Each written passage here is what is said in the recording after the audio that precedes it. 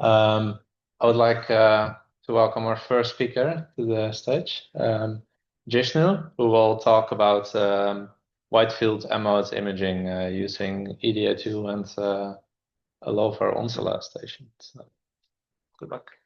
I'll let you know 3 minutes before. I believe I forgot. Oh, okay. That's all good.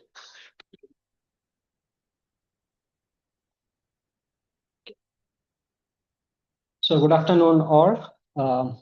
My name is Jishnu, and I'll be talking about something related to map making. I'm not sure what the technical term for map making is. Maybe cartography, celestial cartography. I'm not sure whether that's the right word.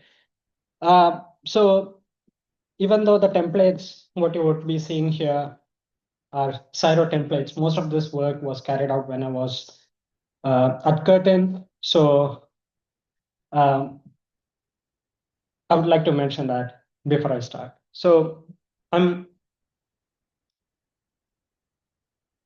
would like to start by acknowledging the Gadigal as the traditional owners of the land on which we are meeting, and I pay my respects to the elders past, present, and emerging. And I mentioned before, most of this work was carried out when I was at Curtin Uni in Perth. And I would also like to acknowledge the Wajik people of the Noga Nation as the traditional custodians of that land. So I'm standing here talking to you on behalf of a team which is working on this project, and we have a few people in Southern Hemisphere working with taking data from Southern Hemisphere telescope and processing it, as well as a few people from Northern Hemisphere working on it. So this is the team that is working on this. So I would like to start by motivating you to think about why we need to work on a topic like this. So this is a map which many of you may have seen or worked with. This is the well-known gold standard 408 megahertz Haslam map, which is a fantastic map, but taken almost 4 decades, maybe 5 decades ago. And this is what we have as the best low frequency map at meter wavelengths. So this is the 150 megahertz Landegren-Wielebinski map, which was published in 1970, but using data taken in 1960s, using phased array telescopes and using some scaling and other things. So if you look at these two maps, the difference is quite obvious. At lower frequencies, we don't have a really high resolution map. At the same time, having all the diffuse structures and which we can use for science. So I would like to point out this fact that we need to work on this topic just because there is no map. People often question why do you have to do this, but there is no such map at low frequencies. We have surveys, but there is no map which covers all 4 pi steradians. But I would like to mention that there is a map which covers the Southern Hemisphere, which is already published. Mike had worked on this topic for his PhD using MO techniques. But as you can see here, there is a hole in the Northern Hemisphere here. So that's what we are trying to close. We want to have a full all-sky map which covers all 4 pi steradians. So that's the basis of, and that's the reason why we are doing this. So this slide will tell you what is this work about and why we are doing this and how we are doing this. So as I mentioned before, we want to cover the entire celestial sphere, all 4 pi steradians of it, but without relying on techniques like mosaicing. And we want to also demonstrate the use of heterogeneous telescopes which are not dissimilar telescopes to do this. And the question is why? First of all, the first science case is pretty close to my heart, epoch of reionization and cosmic dawn studies. And you need foreground maps for those kind of studies. There are a few other science cases like galactic science. You can learn about our galaxy. You can do studies of cosmic propagation. And from an engineering perspective, you can use these maps to compute sensitivity and other things. So how we are doing this? So we are making use of some SKLO prototype stations and Eskilo precursor systems, and using techniques of M-mode map making, which involves number crunching using numerical linear algebra. So the outcomes that we expect from this work are, first of all, a higher resolution Southern Hemisphere map, which is the topic of the next talk, which Randall will be giving.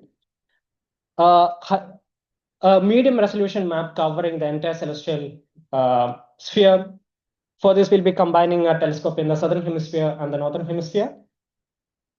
And the third thing is a Python package, which we want to release in the public domain, which anyone can use to create their own maps using whatever telescope that they have. And the ultimate aim is a set of Haslam maps, similar to Haslam map at lower frequencies, which you can use for multi-frequency studies or whatever science case that you have. So with all that, please don't fall asleep because you may have had good lunch. I promised there's going to be some maps later. So I know that a lot of people get scared seeing spherical harmonics, but I'm not going in depth into them. So they are just a set of basis functions to model functions on a sphere. And first of all, this is something that often people confuse because in spherical harmonics, we use letters L and M. These are not related to direction cosines. These are the order and these are the parameters related to spherical harmonics. So you can think of them as L corresponds to variations in latitude and M corresponds vaguely to variations in longitude. So if you're thinking in celestial coordinates, you can think of them as L modes for declination and M modes for right ascension. This is not a 1:1 mapping. This is just for a general visualization of these spherical harmonics. So the basic data that we need to create M-mode maps are visibilities and covering an entire sidereal day, almost 24 hours of civil day.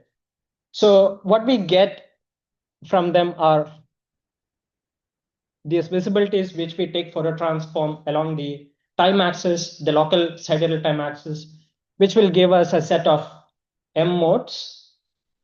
But the issue is that those M modes that we get out of visibilities have a lot of information related to the telescope embedded into them.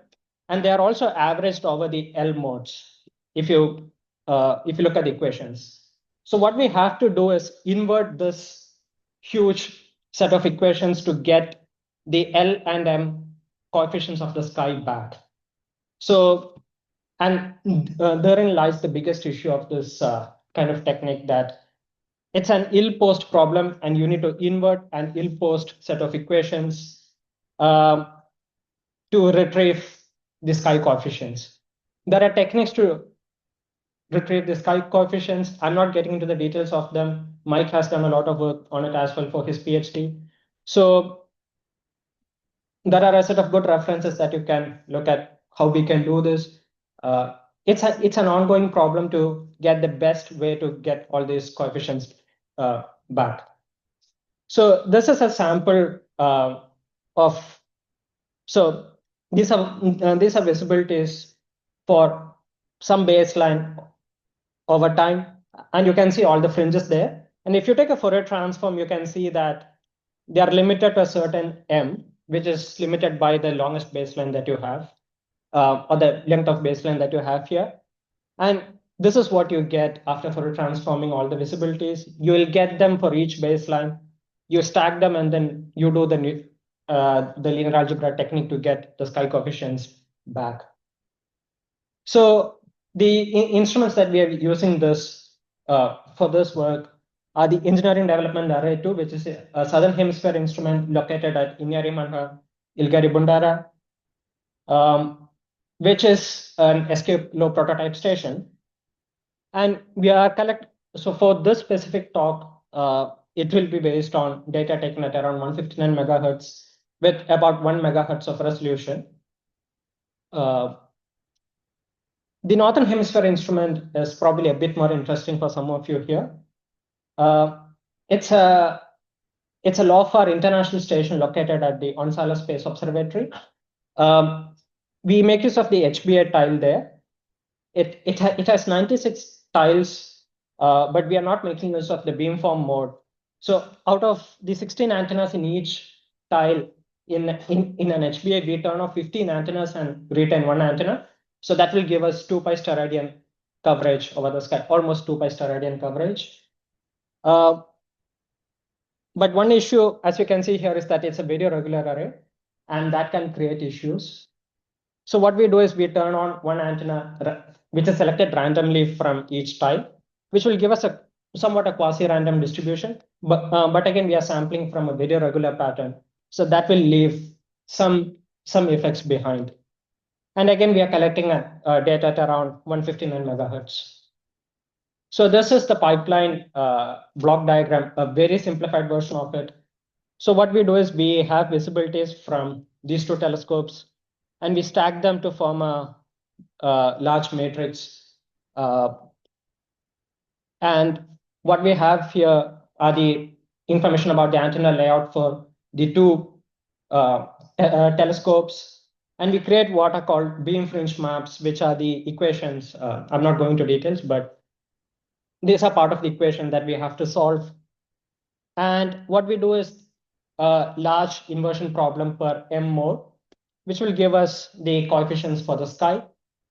And from that, you can get a dirty map out. Now, this is again a dirty map. The arrays are not fully sampled, so you'll have PSF left behind. And deconvolution is something that we are working on right now to deconvert these maps to get a much better quality map out. So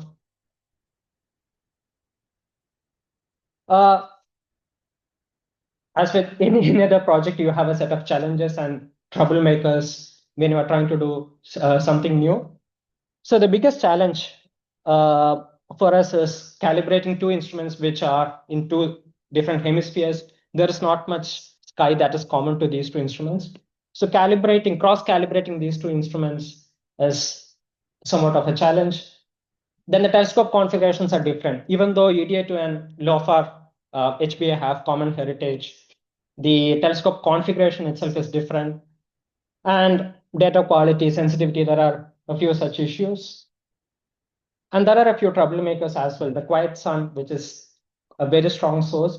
We use it for calibration, but it's a source which can create issues. The active sun is a bigger troublemaker because when you have solar bursts, it just drives the receiver into nonlinear regime at times.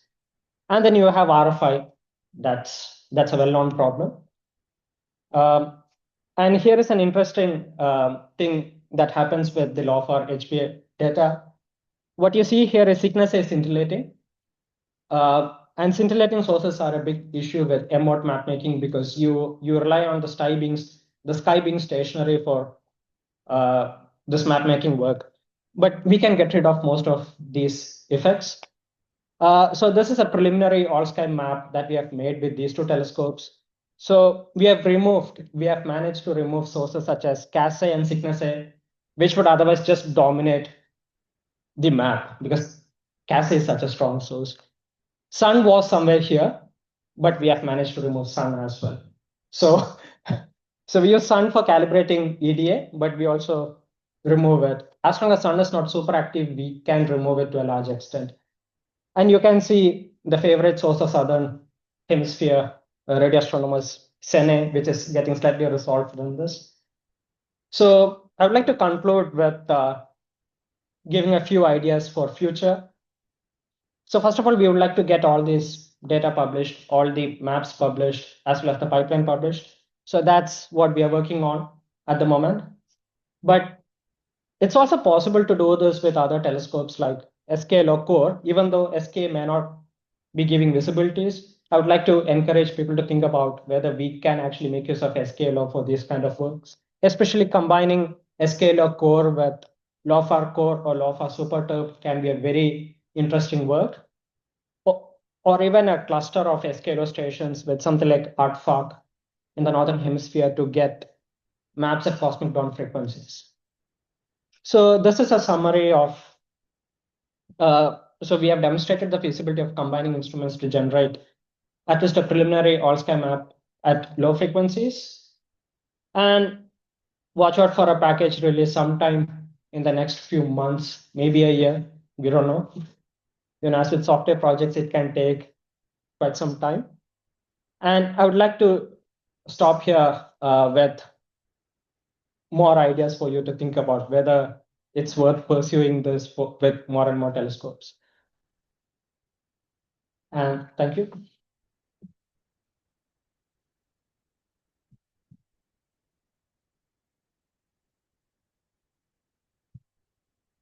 So there's plenty of time for questions. So I don't know. Oh, yeah. Can you come to the?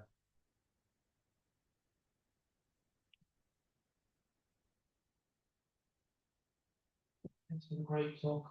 Just one question. Are you able to go back a couple of slides to the image that you had before? Image at all? Yeah, that one. What's with the ripples? Is that an artifact of the instrument? Because I noticed that this is sort of rippling patterns out. So this ripple that you see here, that's the aliasing of the galactic plane. That's more or less like PSF. If you think about it, it's That makes sense. But what about the ones at the top there? so many of this come from the fact that we are using law for HBA at a frequency slightly beyond. It's hard to explain. It's the technical way to explain this is grating lobe effects, because you are using an instrument with baselines which are more than half the wavelength in some sense, so which will create grating lobe patterns. So what you are seeing here is some sort of grating lobe effects which you can get rid of if you go to lower frequencies. Thank you. Yeah, we can discuss this later if you're interested. Yeah.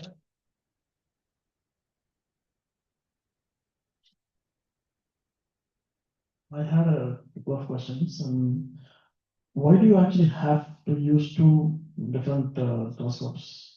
One, or even more different telescopes. The other thing is, can we understand the mode imaging is similar to using how you do the wavelet transform, where you use a basis function, and here you are just trying to map this M mode basis functions to the visibilities. So why do you have to use different telescopes? I'll go back to Mike's map here. So you can see that there is nothing in the northern hemisphere, and that comes from a fundamental limitation that you can't see beyond a certain declination from southern hemisphere, right? So that's why we are trying to use multiple telescopes to get a map. So that's, and if you use an instrument from northern hemisphere, you will miss out the southern hemisphere. So that's a fundamental limitation of how things are. If you put something along the equator, then maybe you can get an all-sky map, but equator is not great for low frequency radio astronomy. You'll have scintillation and other effects. So that's why it's required to have multiple instruments for this. Regarding the second comment, I mean, any transform is you have a set of basis functions and you are trying to decompose your signal into those basis functions. So M-mode map making can be thought of as, I'll have to give it some thought. Again, have to simplify it further. Yeah. No, I'm not trying to simplify it. I'm just trying to connect it with an analogy and try to understand that how it's working. Yeah, to some extent, you can think of the inversion problem as being related to deconvolution in radio astronomy, because you are trying to recover some information which is missing, which is somewhat similar to deconvolution. So that is one way to look at it. If I may ask this to follow up. Sure. So you said it's for the lack of coverage of the sky coverage that you're using two different telescopes, but then you're also doing it with the EDA2 and NW. So more specifically, what I want to ask was if you use more stations, or let's say if you're doing this in SK mode, if you're using more stations, are you gaining something in terms of sensitivity? Or yes. So you are getting in terms of sensitivity if you have more and more baselines coming in. So the ultimately will be limited by confusion noise. So till we get there, it's good to have some sensitivity. So that's why it's plus from a practical perspective, you will start losing a few antennas because of flagging. Some of the antennas may be misbehaving. So even though we have a 256 antennas here, we are not making use of all the antennas. Some of the antennas have weird time variations. So that's why it's good to have a lot more antennas so that you have better quality data. So yeah, it's always good to have more antennas so that you have more variables to play with, better quality data. So you are using two set of observations from two telescopes. So I guess you will try to find the joint solution for these equations. Or Yes. okay. So I don't have time to go into the details, but this is called multi-system mode map making, where you can combine multiple instruments. In principle, you can add more instruments, and then you can do a joint solution. Yeah. But in this, we have only combined 2 instruments. We ran out of time for questions this round, but feel free to talk to Jishnu after. And let's thank Jishnu again for his talk. And then I'd like to welcome Randall to the stage to give a talk about combining EDA2 and MWA. I'll give you 3 minutes. Yep. Thanks, Mike. Okay, hi everyone. My name is Randall Waith. I'm from SKAO. I'm giving this talk on behalf of Jaden Cook on the screen there, who unfortunately couldn't make it because congratulations to Jaden and Chantal. They are their first baby this last week, so that's about as good as an excuse you can get as to not come to the conference. Just like with Jishnu, most of this work has been done while Jaden was at Curtin over the last few years, but Jaden's also recently moved to CSIRO in Perth. Okay, so I think Jishnu sort of covered a fair bit of the motivation, but I'll just reiterate that these all-sky maps, especially the ones that are temperature calibrated proper all-sky maps, without any missing spacings and stuff like that. These are incredibly important for many science cases, especially the EOR science case, where this is used as a fundamental, foreground model and things like that. So the trusty Haslam map, as of recently, has over 1,300 citations. That alone should tell you how valuable these things are. But as Jishnu said, we need the equivalent at the lower frequencies that we're working at for EOR, not at, it's always dangerous to extrapolate down from 408 to the 1 to 200 megahertz range. And also looking ahead, these are also going to be needed with polarization information and things like that. So we love the Haslam map, but it's time for the next generation of the Haslam maps. There's obvious issues with this. All sky is really hard for any one telescope. It's impossible for any one telescope. And there's a number of issues associated with making true sort of temperature calibrated all sky maps like this with interferometers. There's projection issues and W-term issues and mosaicing issues and things like that. And so the other way of approaching this is not to do the synthesis imaging at all. It's to use the M-mode technique. Okay, so this animation is a ripper. It's like I'm going to hypnotize you all. So as Jishnu said, the spherical harmonics are the natural basis function for representing things on a sphere. The sky is on a sphere, so spherical harmonics and M modes is the natural way, I would argue, of trying to figure out what's on the sky. And the L and M's, as Jishnu said, are the indices of the spherical harmonic coefficients. They've got nothing to do with direction cosines on the sky. And the higher the L and the M, you're basically talking about a higher angular scale or narrower angular resolution of your spherical harmonic coefficient. So you can see here, they're kind of equivalent. They're the equivalent to Fourier, Fourier modes, but on the sphere. So we already saw this picture. We use our regular interferometer. We phase it at the zenith. We take 24 hours or a sidereal day of data, okay? And then all of that data that is from the zenith, we then Fourier transform in time. And those Fourier transformed, that Fourier transformed visibility then has a direct one-to-one correspondence with the M modes. And then we can write as Shaw and others have probably, and possibly before Shaw, but as Shaw reiterated in 2013, this can then be written down into a beautiful matrix equation that looks deceptively simple to solve.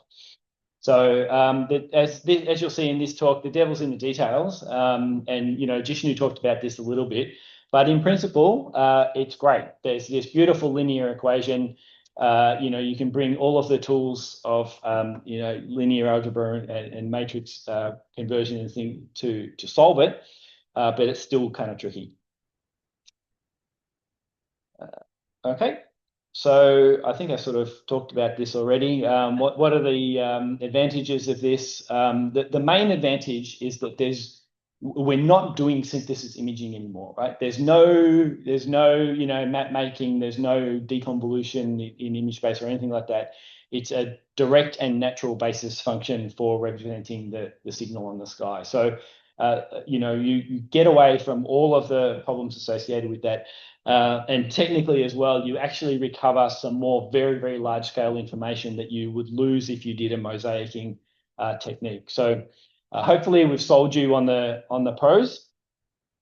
And the other thing, which Jishnu has also just talked about, is that this methodology naturally lets you incorporate data from two separate telescopes or many separate telescopes into the one big map making process. This is a massive plus, I would argue. And the telescopes don't even have to be the same. As long as you know what the beam response is and you know what the LST was, you can put it into the big sausage machine and crank the handle to get out. So this talk is about combining data from two telescopes. One is the EDA2, which we've just heard about. So I won't say too much more about that one. And the other is the MWA, which is the other telescope, one of the other telescopes at site in Yarimana in Ilgari-Bundara, the CSIRO Murchison Radio Astronomy Observatory. And actually the EDA2 is hosted within the MWA. And what we do with the MWA is we don't use all the antennas, we just use a compact core. So we're interested in baselines up to a few hundred meters.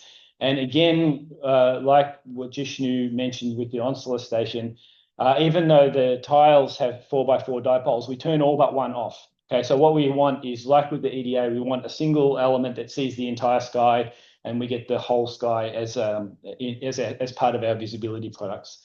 So we take simultaneous data from two telescopes. We're not forming baselines between the two telescopes, but we get a range of baselines with the same beam shape that we can put into the one big sausage machine to crank the handle. Okay, there's many challenges with this. One, obviously, since we're taking data separately, we have to rescale it to make sure it's on the same flux scale. This is, of all of the problems, probably the easiest one to deal with because there are similar baselines in both arrays, so you can just scale them. You scale the whole lot so that those same visibilities are at the same magnitude. So I won't say too much more about that, but that's one problem, which is pretty easy to deal with. And if you do that, you can just make a map with one of the stations. So this is the same map that we saw before. This is the sky as seen by the EDA2 over 24 hours. That's a pretty nice map. And as was mentioned, some of these side lobes are obviously visible around bright sources. Some of these are artifacts of the technique, and some of them are just normal side lobes, like you would have with a dish, like really bright sources. You get into the second and third side lobes, so it's all manageable. The one thing that's obviously in this image is the sun that's up here. So this was subtracted in the previous one, but the sun is a massively powerful radio source at these frequencies. And as you can see, it makes a real mess of the maps. So this is devilish detail number 2.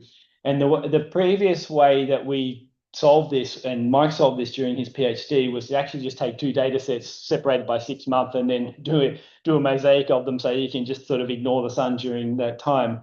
But we tried that, but unfortunately during one of the data sets that we tried in 2024, it was the day with like the biggest massive solar burst in this entire solar cycle. So it completely wiped out the data and it's completely unusable.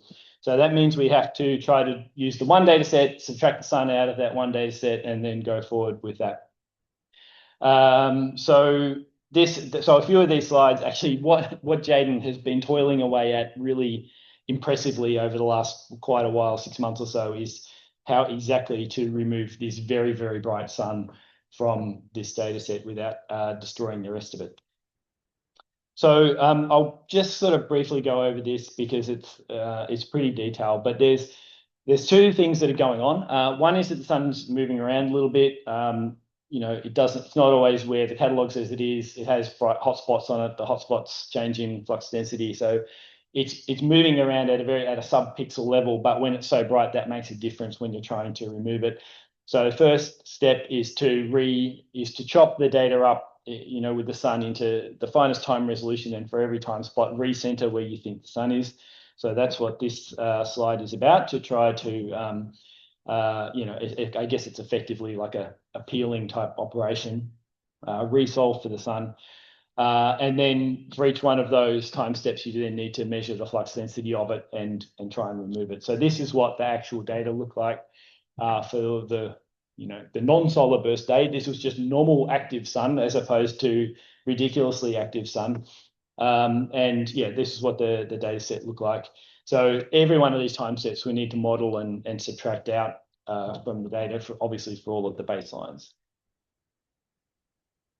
Yep. Okay, same thing with the MWA. The MWA's beams aren't quite as symmetrical as the EDA2, even though in principle they should be, but they're not.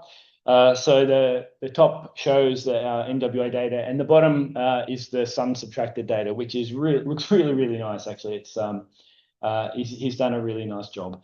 So I think the basic recipe is, you know, chop it up in time, for every time recenter, remeasure the flux, subtract that out, and keep going on. Okay. Okay, and I guess that's the residuals for the EDA. And yeah, it looks like there's an interesting detail there for those of you who are interested using a Savitsky-Golay filter. And if there's data sets that are just too much to try to remove, they just get flagged and then interpolated. Okay, so also doing this helped identify some weird receiver errors, like Jishnu mentioned. There's some weird baseline-based effects and things that we found in this that, and because there's so many antennas in the EDA2, you can just throw them out and use a different set instead. Right. So there is the same image as before with the sun in it. And the plot on the left shows you I guess it's the magnitude of all of the spherical harmonic coefficients given for this map. And there is the sun removed one. And it's amazing how well this worked, because there's even a source that up in there that was just next to the sun that actually appears. It hasn't been subtracted by the process or anything like that. So yeah, 10 out of 10 for Jaden, managing to subtract the sun without destroying any of the rest of the sky. So this is that was for EDA2, and I think the next one is okay. Sure. So we've subtracted the sun out of both of the maps. Yep, no worries. Thanks, Mike. So now we can do what Jishnu just talked about, which is combine the data together. And so using the combination of baselines from the EDA2, which have up to 35-meter baselines, and then the MWA, which is up to about 200-meter baselines, you get something that's actually comparable, a comparable map in resolution to the Haslam. So we're approaching the goal. We're approaching where we want to be. There's still very strong sources in here, of course. There's good old Cygnus, which is just above the horizon, unfortunately for us, or fortunately or unfortunately. So that's going to be a little bit of a trick. A better way to actually project this is in the equatorial coordinates, because this is the actual coordinates that the M-mode technique really cares about. That's the coordinate system. And in this projection, you can actually see, just to one of the questions from before, there are these weird side lobey things down there, and that's actually side lobes from Cygnus. So the good thing is that they're completely predictable. They look ugly, but they're predictable, and when you clean them, they go away, as I'll show you in a second. Okay, so this is where we're at. We clearly need to do some cleaning, but the resolution is looking great. The diffuse emission is looking great. We're looking pretty good.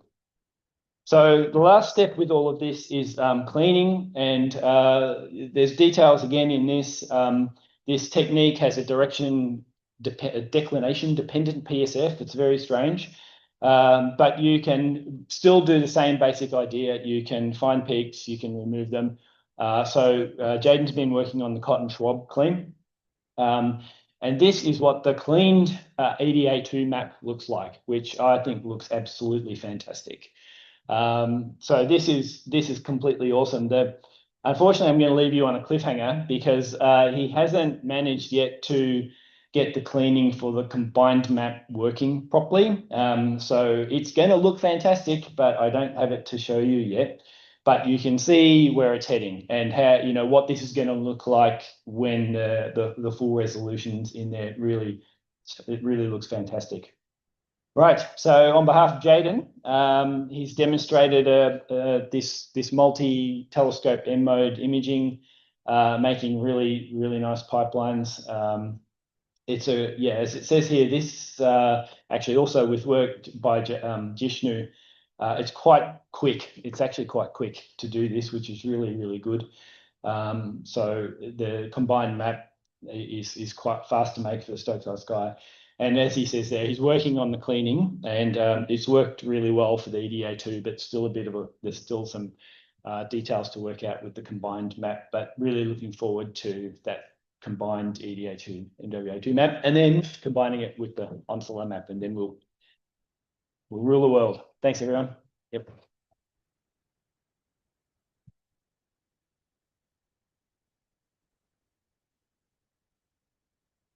Any questions? We should have time for 2 to 3 questions.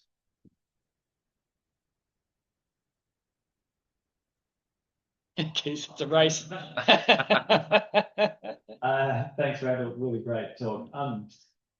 Just a day of data seemed enough. I mean, like with a year of data, do you go deeper, or is it really kind of limited at that one day? Right. So Mike studied this for his PhD, and I think the conclusion we came to, you can correct me if I remember, is that for this level of resolution, it's enough. Like you're actually confusion limited, you're not sensitivity limited. But I guess once you go to a higher angular resolution, that'll be different. But for this, it's enough. Yeah. Follow up too. What sort of, if you had a few other frequencies, I mean, that was a megahertz of bandwidth or something, was it? And so would you imagine doing this in a broadband way, or is that not valuable?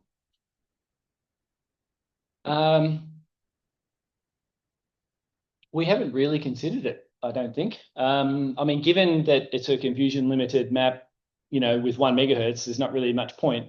So I think it's better to do independent ones, especially when it comes to polarization and stuff that's going to get, that'll probably get messy very quickly.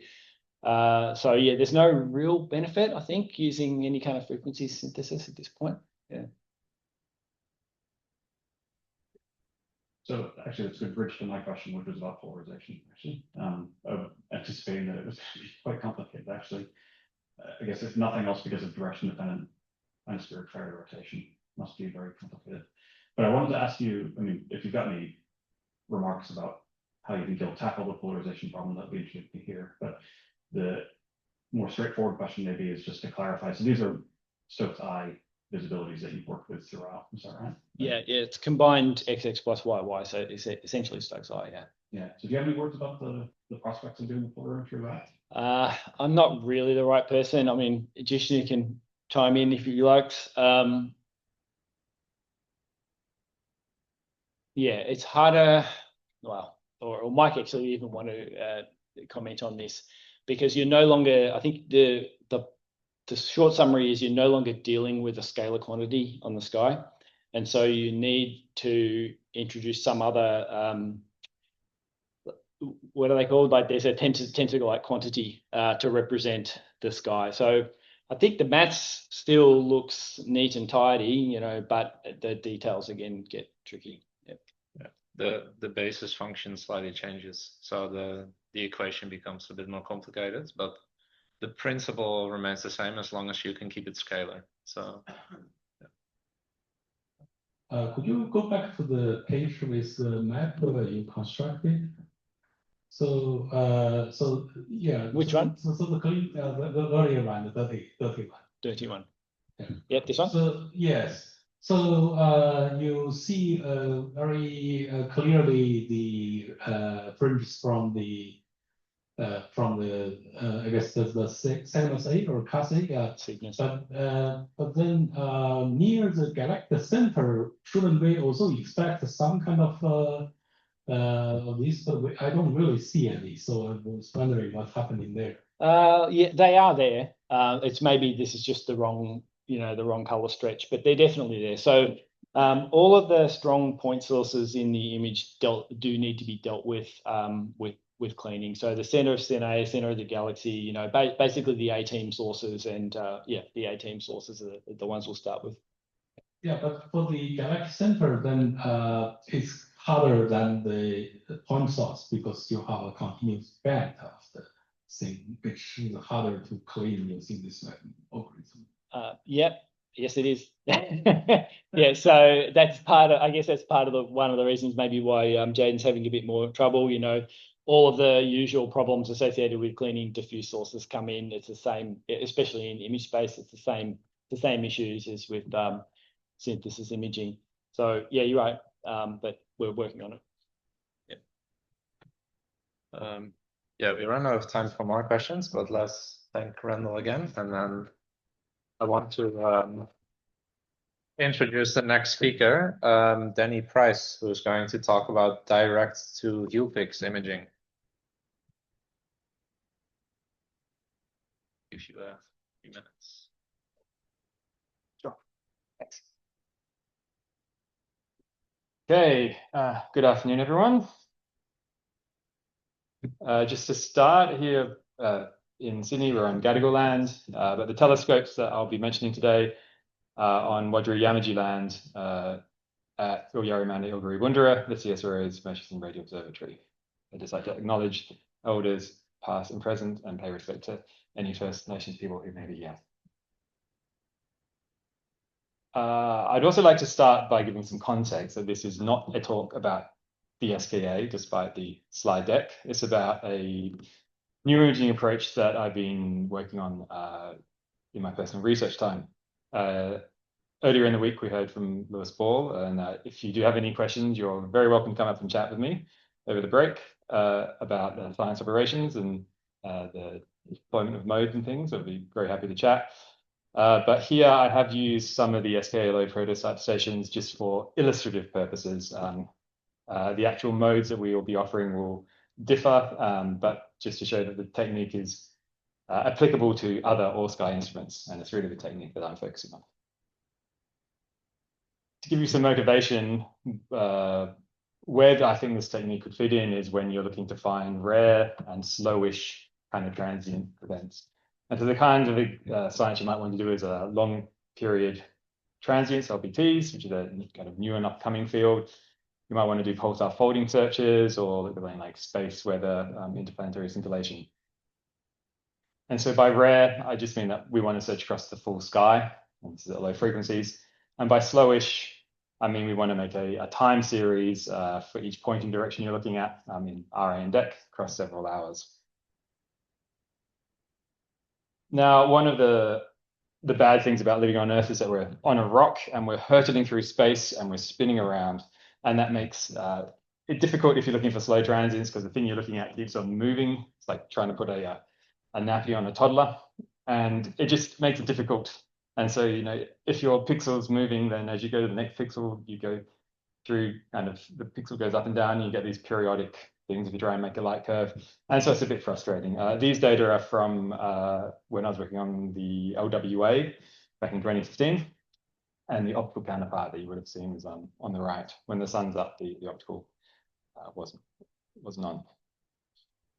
And so there's a lot of low frequency aperture arrays which C are sensitive to the whole sky, or most of the sky, LWA, low-fi, DO2, and you can make these full hemisphere images, which looks like a circle, but it's really a rectangle, a 2D grid, orthographic projection, and it's difficult to make a time series over long time periods.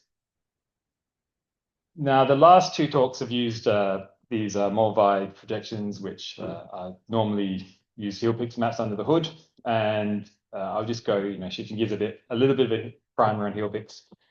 Most of the images you see in radio astronomy are on a 2D grid, and the reason we do that is so we can use a 2D FFT, and then you have an n log n algorithmic scaling. You can do direct Fourier transforms, but it's more expensive. It's an n² problem. And if n is big, then that's an issue. Compact interferometers, n is actually pretty small, and we have GPUs and other accelerators that it may not be that much of a problem. And for some cases, it can probably be faster because you don't have to do gridding and other steps. Hillpix itself is what stands for hierarchical equal area isolatitude pixelization, and it's a particular scheme for dividing up a sphere into pixels of equal area. And it's used a lot by the CMB community. One of the nice things you can go to spherical harmonics from it, back and forward pretty easily. And the division is normally done by this n side parameter, which you can see in the over here, and the number of pixels depends on your n side. And as you go up, you mean spacing between goes down. A final note is that if you have a 2D grid, it's actually non-trivial to go into Hillpix and conserve your flux, because as you go away from the phase center, your pixel sizes change, and also you have this kind of rotation issue and things, and it's difficult to conserve flux, but you have to take the area and make it match up, as this diagram kind of shows. And you've already seen all sky maps, so I won't leave on this one, but this is from LWA off-road. And this is, again, in Hillpix, and it just shows the entire map of the entire sky. Right. Now I'd like to spend some time kind of giving a beamforming and imaging 101.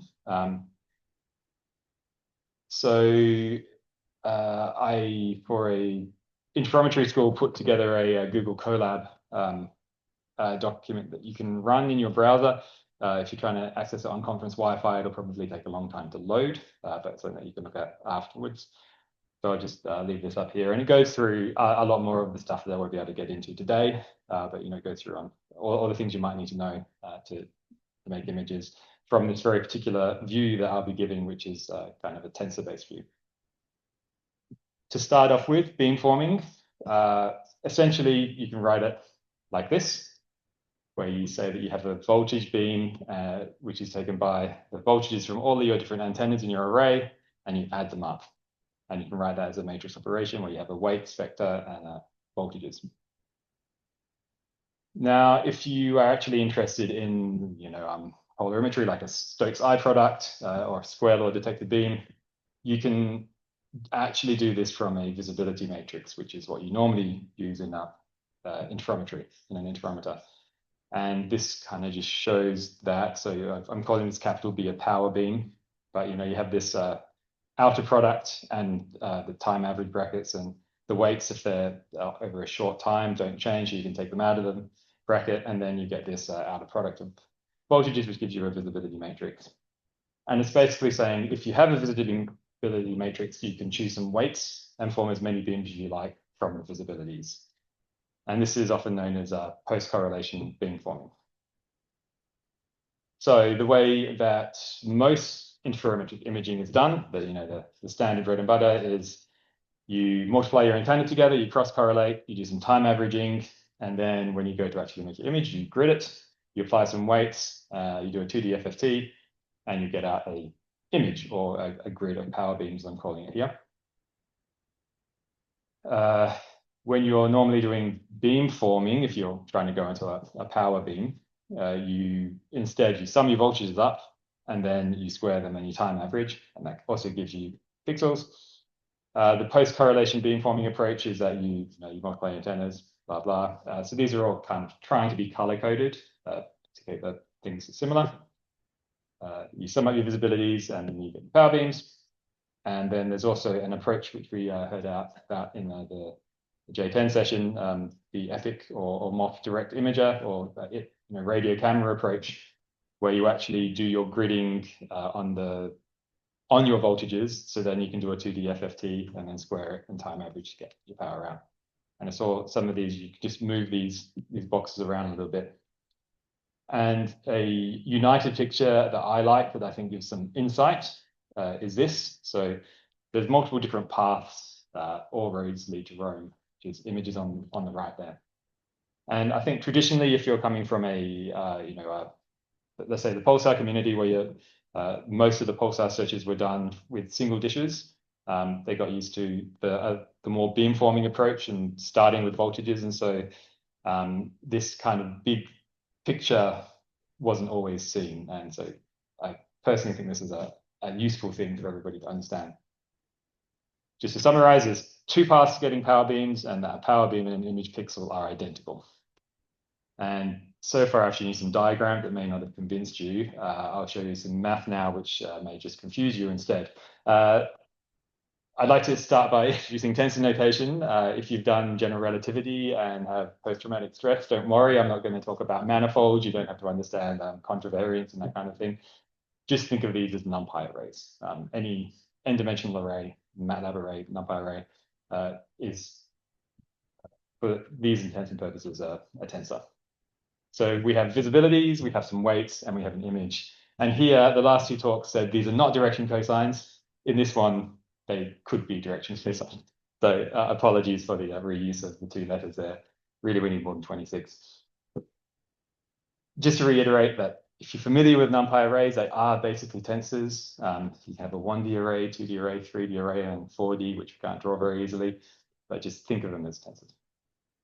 And I will introduce some notation just because it's useful, where if you have an upper and a lower, it means sum over them. It doesn't mean square or raised to the power of PQ. It just means sum over these axes. And one of the nice things about this kind of Einstein summation notation is that there's a NumPy core you can do where you can take two NumPy arrays and very efficiently compute the product. And there's a particular syntax for it, like this. And this is how you do it in one line. So this imaging can just be done in one line, which is kind of cool. To put this into context, you have your antenna positions, and that's where you get your weights. There's some math behind that.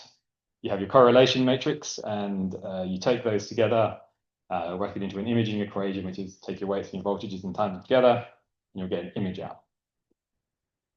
And so this is another way of saying that you can treat imaging as a tensor contraction, which is not the way you normally think of imaging. The weights you happen to need do have these U, V, W terms in. We normally pretend the W term is, and that N is a 0. You don't have to, particularly with this approach. And yeah, just say that these are direction cosines in this particular thing. That's what you see in an interferometry textbook. I think it's chapter 4 of TMS.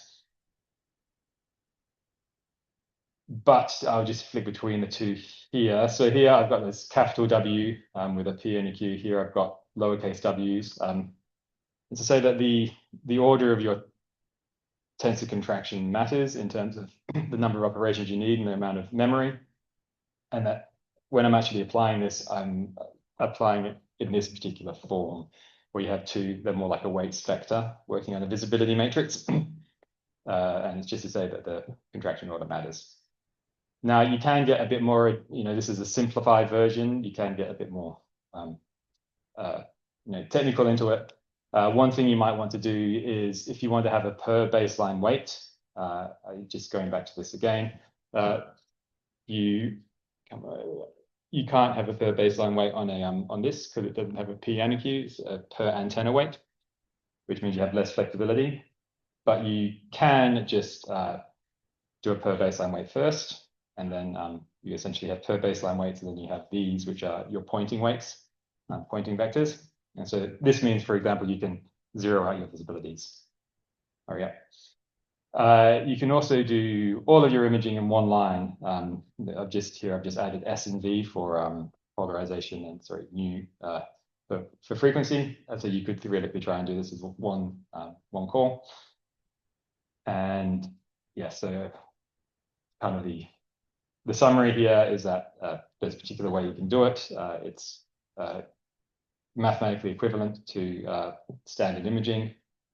And you can happen to choose pixels that align with your pixel locations as soon as you get the need to use the FFT.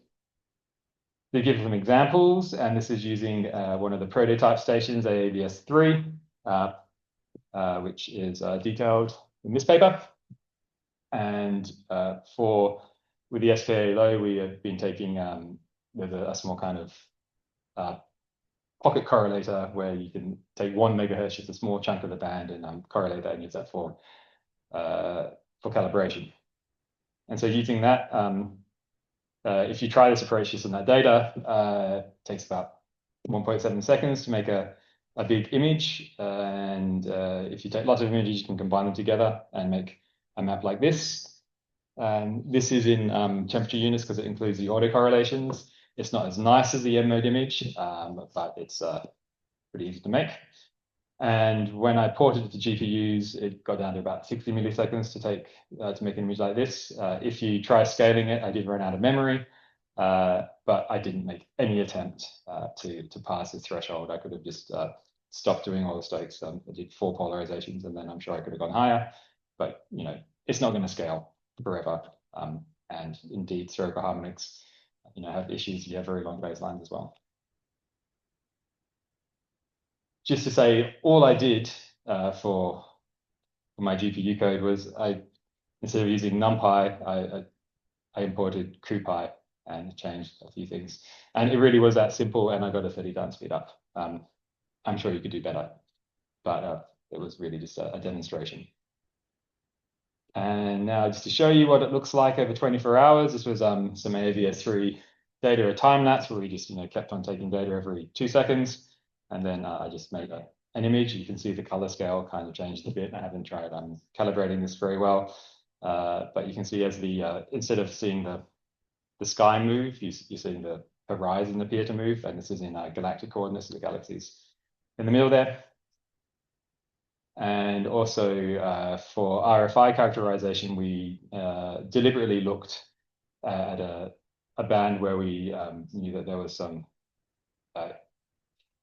satellites, and in that data we found a source that doesn't move on the sky. So that says in a fixed point on the sky, and it turns out that this is difference imaging, I should say. So I've taken one frame and subtracted the frame before and after, which is why these moving dots look quite so bad. You could do a lot better and clean this up. But in this, we found a source just serendipitously, which is a IPS source, a 64 Jansky source. So I don't think this is going to be an approach for everybody to use, but if you want to search snapshot images and you want to search timescales of kind of minutes to a day, faster than that, you may as well just use regular imaging or use the EPIC approach. If you want to do 24 hours exactly, M-mode imaging is fantastic for that. Or you can do LST match. There's other approaches if you're looking for transients. And it also is not going to work for every instrument. It's kind of 10 arc minute or so. So I kind of think parts at L-band kind of resolution. I probably don't have enough time to mention this, but it is interesting that if you do have too much resolution, you can throw it away and you lose some sensitivity, but sometimes it's worth it. And so, for example, with the MWA, if you throw away half of your sensitivity, which is obviously a lot, the computational you would need to do a search goes down by a factor of 22. So when you start playing games like that, you can get into some interesting areas. So to summarize, this is possible. It is just direct Fourier imaging. It's not a new thing, but there are some nice things in native including W terms, although pretty coplanar anyway. And it's still early days, this particular technique. The earlier talks spoke about deconvolution. Those kind of deconvolution approaches could work. It need a few changes, of course, because it's not 24 hours of data. You can do things like co-add multiple stations, and I think with all of these, they're not necessarily either or with some of the other novel approaches you may have heard over the course of this conference. You could combine them. So, for example, I could imagine making these maps with this way and then turning them into spherical harmonics and then maybe combining them with the M-mode images to get out the zeroth, the low ALM modes, which would be difficult over 24 hours because of your instrument. So yeah, it's a technique. And with that, thank you.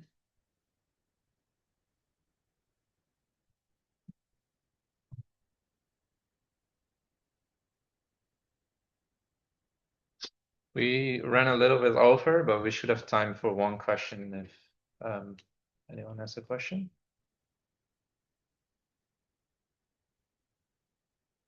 Hi, and so you in the talk beginning you mentioned that this shape of the pixels in the geopixel is somewhat different depending on the position of the sphere. So in this beamforming approach, how do you deal with this the shape of the pixels? It's just that the phase center of the beams are in the direction of the pixel. It doesn't account for the fact that the pixels are different sizes. So it would be similar to you know, say a filter bank where you actually have, each filter does actually have some level of sensitivity at different outside of its kind of main bit. You know, everything kind of overlaps. So I guess another way of saying it is that your point spread function is different for every pixel. And so if you wanted to deconvolve it, it would be more difficult than it might be if you had a smaller field of view.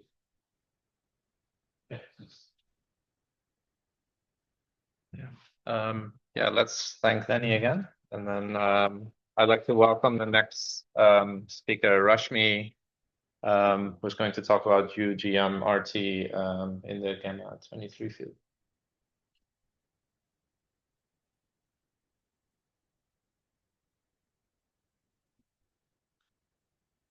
If you have 3 minutes. Should I change it? Oh, so you can use this. The big button is the forward. This one is that's back, yeah, and that's the last one.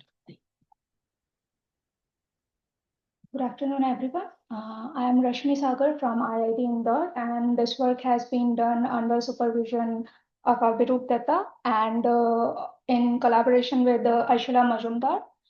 So we already know that there are different kind of challenges in order to study at low frequency deep field observation. So here we have firstly taken the gamma 23 field, and we are observing it at band 2 with UGM-RT, that is 120 to 250 megahertz. And we have taken the first observation from GMRT after upgradation of GMRT.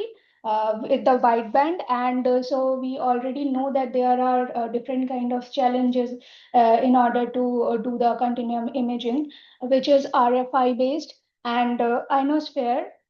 And apart from that, there are different computational challenges when you start to study the wideband imaging.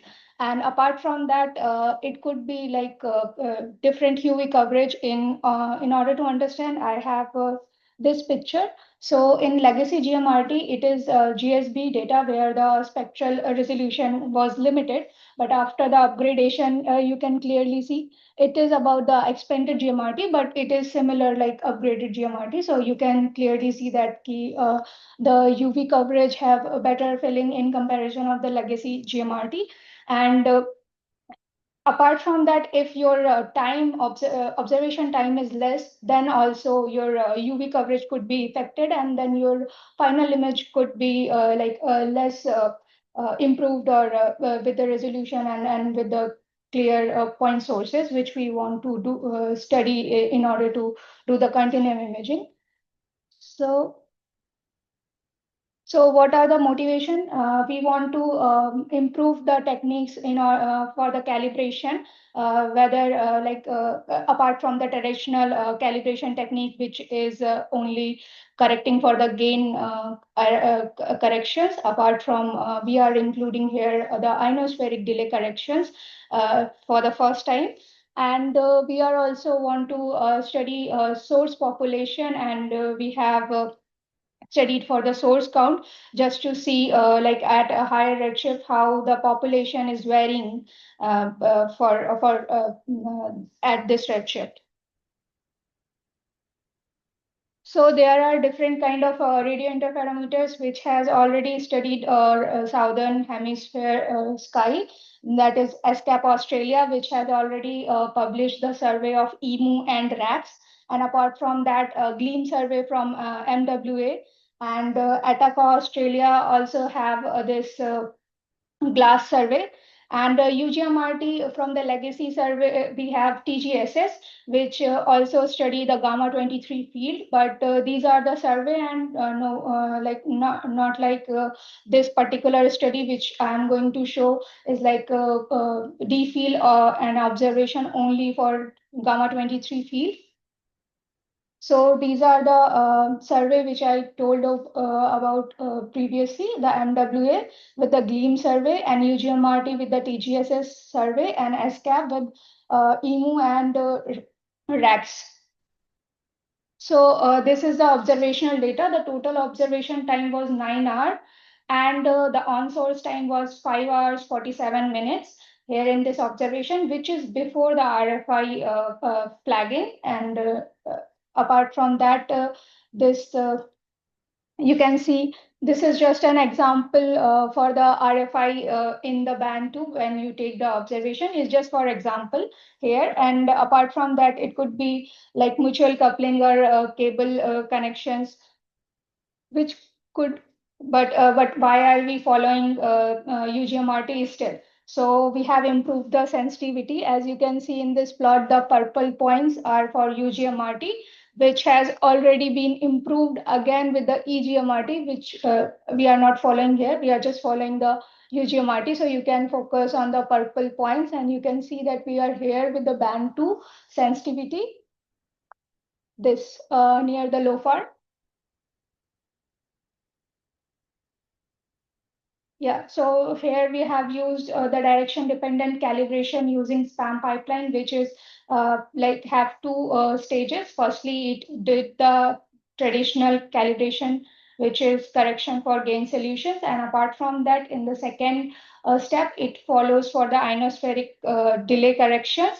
And here in the end product, you can get the visibility and images from this wideband calibration. And so this is the final image from the UGMRT. And this is the primary beam corrected image. And I have also shown the ASCAP image from EMU, that is like 936 megahertz. But you can see that it is the survey, so it has a much larger field of view in comparison of this field. But here you can clearly see some sources. And this is the zoomed version of our image, and with the RMS noise of 320 microgens per beam and the dynamic range of 2645. The resolution of this image is 15.35 arcsecond. Yeah, so we have also generated the catalog from this image, and here is the RMS map, noise map from the RMS from the main image. So you can see where there was a bright sources, there is large RMS noise, and this is how the area, the noise is varying as we are moving from center of the image to outside of the image. So as I've told that we have generated the catalog, which contains like 569 sources. So here we have done the source classification in resolved sources and unresolved sources. And here you can clearly see the number of unresolved sources shown in green, and the unresolved sources are shown in purple color. We have also corrected our catalog for checking the flux accuracy and positional offset in comparison of other available catalogs that are RACS, GLEAM, TGSS, NVSS, and SUMSS. So these are the mean offset for NVSS and the RACS catalog, and this is the positional offset plot for our image. We have also corrected for the false detection rate in our image, and also corrected for the incompleteness that comes because of Eddington biasness and resolution bias. And we have corrected for this, and this is the plot for the corrections, and we have applied all these corrections in our catalog and find the final source count, and you can clearly see the red points that are our own results, which is following the traditional plot from simulation and the observational published work from other fields, as well as from gamma 23 fields. So here we have shown 3 different fields, that is like LISN1, Lockman hole, Bootus, and other survey like RATS and EMU is also considered.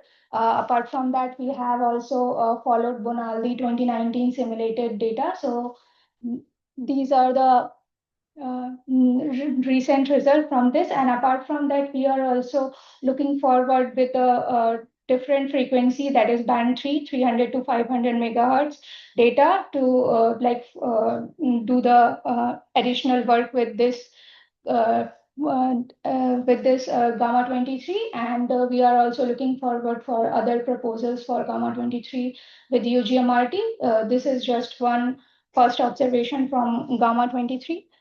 So for the summary, we have actually performed better technique. We have looked for better technique that, in comparison on the traditional technique, that is direction dependent calibration we have performed, and we have produced a deep field continuum image at 183 megahertz with UGMRT, and we have also looked for the catalog analysis in order to see the flux accuracy and positional offset, and study the source count to see the source population in higher redshift, that is 183 megahertz. And that's it. Thank you.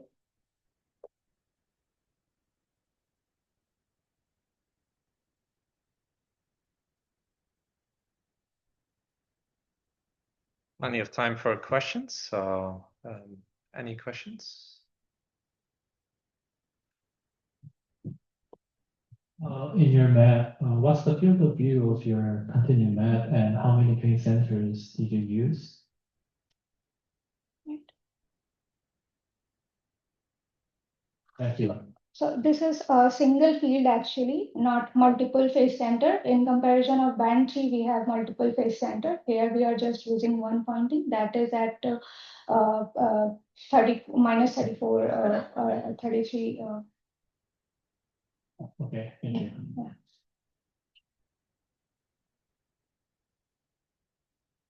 Any other questions?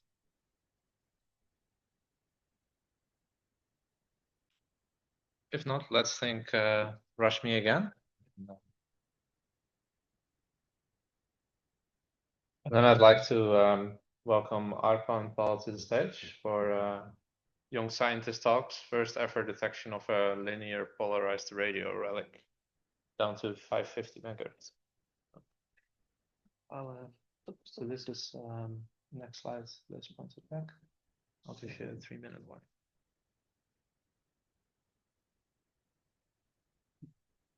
Hi everyone, I'm Arpan. I'm a PhD candidate at National Center for Radio Astrophysics, and today I'll be talking about our recent efforts to detect linear polarization from a radio relic. It will be slightly off topic what we are listening in this session, and I'll try to be as explanatory as possible, just to not to get you bored. So to start with, they didn't allow me to share a video, So these are some snapshots. So this is how a typical galaxy cluster looks like. And these bright points are basically galaxies, and they reside inside a hot pool of plasma. That's our intercluster medium. And that's very hot, which I mentioned. It's roughly 1,000,000 Kelvin. And that's also very diffuse. You can estimate like 10 to the minus 3 particles per centimeter cube. So when they merge, when they merge, this is the standard way of structure formation, where literally smaller structures merge with each other and form a larger structure. And as a radio astronomers, this hot plasma after merging has some kind of a turbulence, and there are shocks in the galaxy clusters, which basically produces an observable radio emission, which you look for with different techniques and different radio telescopes to study these galaxy clusters. To give you an idea, if you study these galaxy clusters with an optical telescope, you'll only find those galaxies. But if you get time in an X-ray telescope, you would find out that there are hot gas which is giving out thermal Bremsstrahlung. And with the same, some kind of a data fitting to the X-ray data, if you could measure the temperatures of a galaxy cluster, you would find out, if you're lucky, if it's a merging cluster, then you may find that there's these sharp temperature jumps. And interestingly enough, there is another thing. It's called magnetic fields.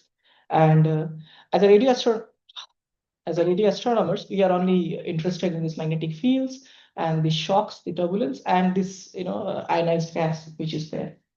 So what happens is that in the turbulence, there are the free electrons will get reaccelerated, and they will produce synchrotron emission. And also in the shocks, there is a boundary, so the particles get back and forth multiple times, and obviously you have magnetic fields. So you'll produce synchrotron and you observe them. Now, what's the point of observing all those structures?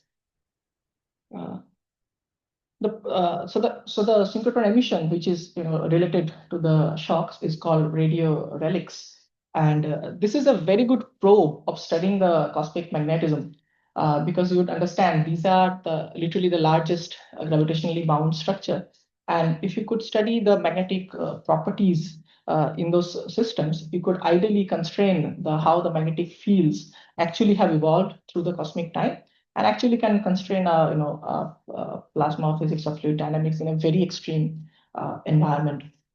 Now, interestingly, my interest was always been polarization, and luckily, fortunately or unfortunately, these relics are polarized.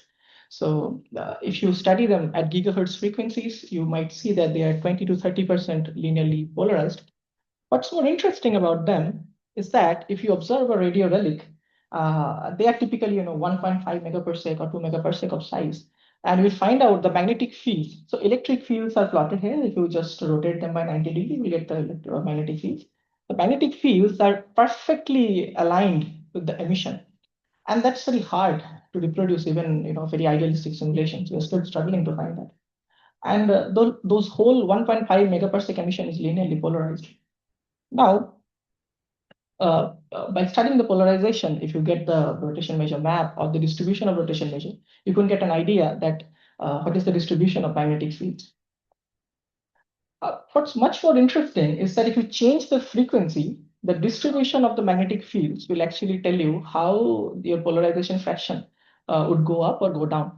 So polarization properties of synchrotron will always prefer a much ordered distribution compared to a random one.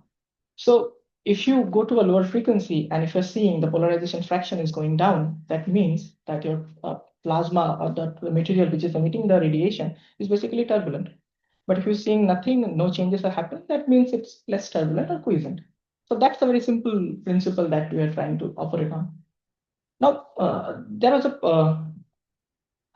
a problem in this field, is that this radio relics were only studied in the L band. And if you only had those L-band measurements, and if you extrapolate them, just fit on any simple Gaussian random magnetic field model or anything, you'd see that it will predict that there is a complete depolarization in the lower frequencies. But we said, okay, let's just observe one or two galaxy clusters and find out. if it's really that the case or not. Here is actually, sorry, it was the previous slide. It was an example where you could, sorry, you could see that for a specific radio sausage, the fraction is going down with observing frequency. And this is literally the thing that we're trying to probe for. So for our observation, we thought we would do it with UGMRT. So UGMRT is a radio telescope, is a radio interferometer, which has very good sensitivity and also very good resolution. So resolution is very crucial for our study because these structures are not very, well behaved, I would say. They have lots of variation across them. So the more you average out in terms of spatial scales, the more you lose out information. So resolution and also sensitivity, both are the two crucial things which are needed here. And let's say you can also use very low. You cannot use very low frequency telescopes like LOFAR or anything because the simulated rotation measure, that's like 10 to 100 radians per meter square, will say you that these things will be completely depolarized. Now, to get a measure of how much it is depolarized, you need to have a number. So basically, you cannot go very low frequencies, or you cannot measure them in the higher frequencies also. So you have to find a balance between both of them. And that was UGMRT band 4 for us. It operates between 550 to, we used up to 750 megahertz due to operational challenges. And we observed two radio relics, and I'll be talking about one, Abel 746. And so radio relics, you can think about, just imagine the system like you're merging two systems. And if it's happening at the plane of the sky, you are going to see both of the shocks. So you have very simple, you have a very simple naming convention. So these are called double radio relics. So that means you're seeing both of the shocks, right? And these are preferred system because they are just coming to you. The light is not passing through the turbulent ICM. So they have the highest chance getting detected as a polarization. So we started with observing by this telescope. That's one of my favorite picture. And it seems very small, but it's huge. And it's a 45 meter, 30 dishes. And literally, here I am. So this is the system I'll be talking about today. This is Abel 746. And I know that most of you do not have a previous experience with clusters, but cluster astronomers like us, this blue thing is from Chandra and shows the hot gas distribution. And this red thing is from, I think, LOFAR, which shows the radio emission. And you could clearly see there are four radio relics. These are candidate shocks. I think 3 of them are confirmed. This one, and this one. And this thing is, I think, related to one of the cold fronts. So these 3 actually were never polarized even at the L band, but this was found to be polarized at the L band. So our main science target was this one. So we observed this system with UGMRT, and UGMRT, just to give you an idea from the calibration perspective, is an RL, the circular feed instrument. So you need to observe an unpolarized plus a polarized calibrator to get the full solutions. So when we observed it, we found many issues with that instrument, which took us a lot of time to figure it out. We have an interesting ionospheric position, and I think we sit below the ionospheric anomaly. And based on the direction of your source, if you look north or south, and if you intersect with that point, you are going to get hit by a severe ionosphere. And I think 7 months or 8 months after I started my PhD, solar maxima happened. And that's not a good time to do polarimetry, especially at those frequencies. Luckily, this observation was done before that. But yeah. Then there is crosstalk. Crosstalk is basically crosstalking between the 2 dipoles that you have. And ideally, there should not be any crosstalk, but there will be. And there are some exemplary plots of how much leakages, I call it leakages, like how much leakage can you expect from one dipole to the another. Then there is an issue with the variable phases. Phases, I mean only the cross-hand phase, or the phase in the cross correlation between from one dipole to the another, not the self ones. And we also had a hard time figuring out our calibrator models because the calibration at these lower frequencies was not very straightforward. And the instrument which they did before us was mostly a linear feed instrument, and where you actually don't need a angle calibrator. You could just rotate in with your parallactic angle and get a good solution. But we didn't have that luxury. So we had to fit a model and get the cross and phase out of that. And it took us some time because, I mean, I will not go into details, but if you're interested, I can talk about this. So there are still some issues, but most of the issues are now solved. And this is the result that we got. And this is the image of the same radio relic, and you could clearly, it's a very high resolution image. And the image that you saw before, it was a low-far image with a 20 arc-second resolution. So you could see a very good high resolution structures. And what's more interesting, okay, for most of them who doesn't have any background. So the contours represent the Stokes sign intensity, same as the color scale. And the cyantics that you see are basically the direction of the magnetic field. The length is scaled with the fractional polarization. So you'd see that this region, the outer region, is basically polarized compared to the inner region. And the average fractional polarization was surprisingly 18%. And that was not at all expected from a system like a radio relic like in these frequencies. And one thing was good about this map, because these are shock-like structures, and you could expect that shocks are happening. So the edges are much more aligned or ordered compared to the turbulent cores. So the edges will be always more polarized compared to the inner ones. And you typically, you see a kind of same thing. So obviously, okay, you get it, but I mean, are those correct or not? So we did something. The only instrument operating at those frequencies was Meerkat at that time, and we had some good friends out there. So we matched our calibrator models, that what do you see and what do I see.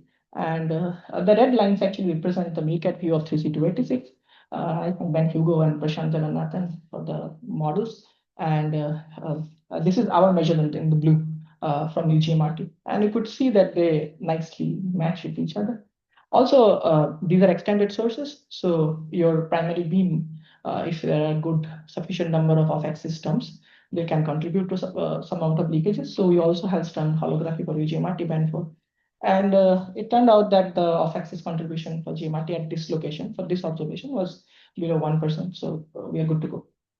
So if you plot the the depolarization curve, too much information out there. But if you just focus on the gray line, this says the same thing which I was talking about. The orange points actually represent the higher frequency measurements. And if you extrapolate them within a single component depolarization model, you will find out that we shouldn't have seen anything at those frequencies. But when you measure them, you actually see a sudden jump.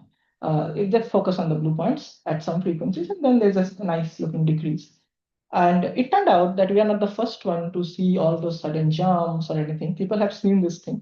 There are two nicely studied systems with JVLA and LOFAR, and they have NWSRT. They see the same thing. But these are extended source imaging, so they might be tricky. And so like you can have problems with flagging and missing fluxes. So you also plotted the flux densities, and these are relics, so synchrotron sources. So you would expect that the flux density will basically increase with the lambda, or decrease with the or increase with the decrease in frequency. And that's basically the case if you focus on the very I think that these blue points. So now single component model doesn't fit into that. So we basically explored some other combinations which could explain. But right now we only have, I think, 5 data points across our spectra. So nothing could be done, I would say. And but we fitted a 2-component depolarization model. It's very simple. We just have 2 polarization and depolarization component. And not going into details, our approach could not differentiate between what exactly the nature of those sources, the screen and the emitters are. But one thing was much more interesting is the first component is always more turbulent than the other one. And then the second component is very much quiescent. So what that means is that low frequency polarization was basically, it's kind of a filter where basically all of your turbulent components has died off and only the order components have survived. So just to summarize, this is kind of a first effort to detect the linear polarization from this merger shocks at below 1 gigahertz. We had a hard time calibrating our instrument and interpreting our results, but this is what it is. And there are, I mean, obviously, as a part of this continuation of this project, we have many radio relics which are observed, and we're going to see if this is a special case or there are many other relics which shows the same property. But at least with this one, we have figured it out that for one case only, the relics are not very simple system with Gaussian magnetic fields. You can pass a shock and get a structure. It might be very complex and structure. Thank you.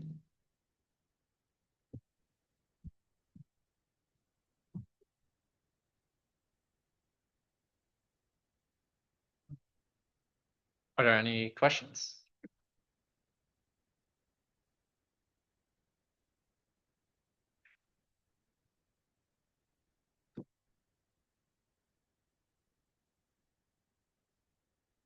You showed, great talk. You showed two different images of relics and the field lines overlaid on top of them.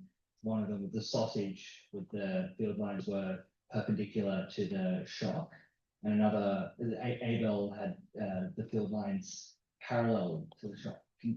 What's up with that? No, it's just a different plotting style, I would say. The first one had the electric fields plotted. Just rotate it by 90 degrees and you'll see it's aligned again with the shocks. Makes sense. Yeah. Thanks.